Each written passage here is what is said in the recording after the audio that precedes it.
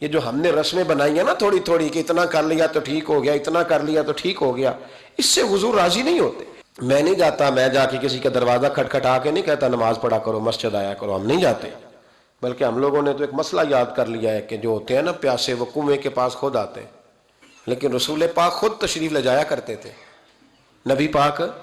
اور یہ ڈیوٹی صرف علماء کی نہیں، یہ مشترکہ ہے۔ حضور نے فرمایا تھا بلغ عنی ولو آیا، میری ایک ایک آیت لے کے تو نکل جاؤ، دنیا میں پھیل جاؤ۔ ہر بندے کی ڈیوٹی لگائی حضور نے۔ کنتم خیر امۃ اخرجت للناس تأمرون بالمعروف وتنہون عن المنکر، ہر ایک کی ڈیوٹی ہے، ہر ایک کی۔ یہ بھائی کے صرف یہی کام نہیں آنا کہ اسے 10,000 کی ضرورت ہے تو دے دو، اگر وہ بے نمازی ہے تو اس کے پھر بھی کام آؤ، اسے مسجد لایا کر، یہ بھی ڈیوٹی کر۔ جھوٹ بولتا ہے، دغا کرتا ہے، ظلم کرتا ہے تو اسے منع کیا کر، یہ بھی میری اور آپ کی ذمہ داری ہے۔ پر بس اس کو کون سوچتا ہے؟ میرا بچہ دنیا اچھی گزار کے جائے، چاہے حرام کمائے اور آخرت میں جہنم میں چلا جائے۔ سوچو، میرے نبی پاک علیہ الصلوۃ والسلام اس سے راضی ہوتے تھے کہ لوگ دیندار ہو جائیں۔ ایک نوجوان تھا 12-14 سال کا، یہودیوں کا بچہ تھا، بخاری میں موجود ہے، اکثر حضور کے پاس آیا کرتا، چھوٹے موٹے کام نبی پاک کے کر دیتا، اور کچھ بھی نہ ہوتا تو آ کے بیٹھا رہتا، حضور کا چہرہ ہی دیکھتا رہتا، نبی کریم کا چہرہ ہی دیکھتا رہتا، خوش رہتا، حضور کی زیارت ہی کرتا رہتا۔ 2-3 دن وہ آیا نہیں، بخاری میں موجود ہے۔ حضور نے فرمایا معلومات کرو کیوں نہیں آیا؟ صحابہ نے عرض کی حضور بیمار ہو گیا، بیمار ہو گیا۔ امام زرقانی نے لکھا ہے، فرماتے ہیں وہ بھی اپنے گھر میں نا روز دروازہ دیکھتا رہتا، روز دروازہ دیکھتا رہتا۔ اس کی ماں کہنے لگی بیٹا جن کا تو انتظار کر رہا ہے وہ مشکل سے آئے، ہمارا نہ مذہب کا رشتہ ہے نہ کسی اور کا، کیسے آئے؟ لیکن حضور نے فرمایا چلو چلتے ہیں۔ جب میرے نبی کریم علیہ الصلوۃ والسلام نے دروازے پہ دستک دی تو امام زرقانی کہتے ہیں کہنے لگا اماں سے کھولو دروازہ، مصطفیٰ کریم آ گئے، حضور آ گئے۔ والد نے دروازہ کھولا، نبی کریم اندر تشریف لائے۔ نبی پاک کا جو دست مبارک تھا نا وہ کستوری سے زیادہ مہکا کرتا تھا، کستوری سے زیادہ مہکتا، برف سے زیادہ ٹھنڈا ہوتا۔ کہتے ہیں نبی پاک اس کے پاس گئے تو اندر داخل ہوئے تو رونے لگا۔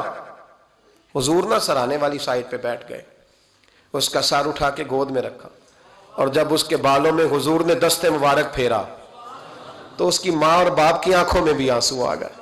یہ انداز کرم غریبوں کے ساتھ، ہم غریبوں کے ساتھ۔ وہ ایک ہندو شاعر تھا تو وہ حضور کی نعتیں لکھتا تھا، تو کچھ مسلمان بھی بڑے ڈاڈے ہوتے ہیں نا، اس کو جا کہنے لگے نعتیں تو بڑی لکھتا ہے، کلمہ کیوں نہیں پڑھتا؟ کلمہ بھی پڑھنا۔ تو اس نے کہا چل اس پہ بھی شعر سن لے، اس پہ بھی تو شعر ہی سن لے، کو میں تیرا پابند تو نہیں۔ کہنے لگا ہو جائے عشق کسی سے کوئی چارہ تو نہیں، صرف مسلم کا محمد پہ اجارہ تو نہیں، صرف مسلم کا محمد پہ اجارہ تو نہیں۔ اتنا ڈانٹا نہ ہو یار، میرے ساتھ یہ رویہ نہ کر، ہو گیا پیار، یہ ہو جایا کرتا ہے، اب تو اس طرح تو نہ کر میرے ساتھ۔ حضور نے جب پھیرا نا بالوں میں ہاتھ تو ماں باپ رونے لگے، اس نے بھی آنکھیں کھولی۔ میرے رسول پاک سید عالم صلی اللہ تعالی علیہ وآلہ وسلم نے نا اس بچے کا چہرہ دیکھا، حضور سمجھ گئے وقت تھوڑا رہ گیا ہے، تب حضور نے اس کے ساتھ وہی کیا جس سے اس کی آخرت سنور جائے، وہ کیا جو درد تھا میرے نبی پاک، جو شوق رکھتے تھے حضور سب کے لیے، جو سب کے لیے شوق رکھتے تھے۔ میرے محبوب فرمانے لگے بیٹے کلمہ پڑھ لے، کلمہ۔ حضور کا شوق یہی ہے، یہی شوق ہے لوگ دیندار بن جائیں، کاروبار چمک جائیں، جی مرشد کے پاس گیا تو ریل پیل ہو گئی، یہ شوق ہی نہیں نبی پاک کا۔ حضور کا تو شوق ہے کہ سجدے کا ذوق ہو جائے، عبادت کا شوق بن جائے۔ نبی کریم علیہ السلام نے فرمایا بیٹے کلمہ پڑھو۔ اس بچے نے اپنے ماں باپ کی طرف دیکھا، باپ رو پڑا، کہنے لگا بیٹا آج ثابت ہوا ہے کہ میں نہیں تجھ سے اتنا پیار کرتا جتنا مصطفیٰ کرتے ہیں، تو میری طرف نہ دیکھ، تو پڑھ لے کلمہ، کلمہ پڑھ۔ اس بچے نے کلمہ ابھی پورا پڑھا ہی تھا کہ اس کی روح پرواز کر گئی، مسلمان ہوتے ہی اللہ کی بارگاہ میں حاضر ہو گیا۔